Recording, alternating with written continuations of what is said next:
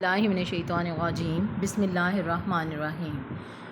السلام علیکم ورحمۃ اللہ وبرکاتہ۔ ام المدارس آن لائن اردو لیکچر میں آپ کو خوش آمدید کہا جاتا ہے۔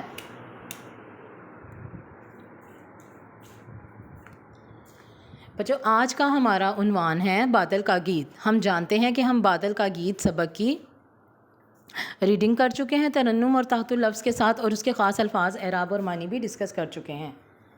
اب ہمارا جو ہے ورک شیٹ کا آخری صفحہ، جس جواب دیے گئے ہیں، درج ذیل سوالات کے جواب دیں۔ بادل کا گھر کہاں ہے؟ بادل کا گھر سمندر کی گہرائیوں میں ہے۔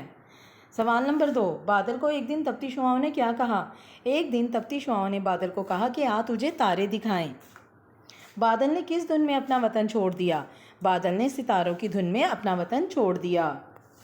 بادل تھک گیا تو اس نے کیا کیا؟ بادل جب تھک گیا تو زور زور سے بلبلانے لگا۔ بادل کے رونے سے کیا مراد ہے؟ بادل کے رونے سے مراد ہے بارش کا برسنا۔ بادل کے رونے سے دنیا کیوں مسکراتی ہے؟ بادل کے رونے یعنی بارش کے برسنے سے لوگ خوش ہوتے ہیں، کیونکہ اس سے گرمی کم ہو جاتی ہے، فصلیں سیراب ہوتی ہیں۔ آخری سوال، بادل پر آخر کار کون سی گتھی کھلی؟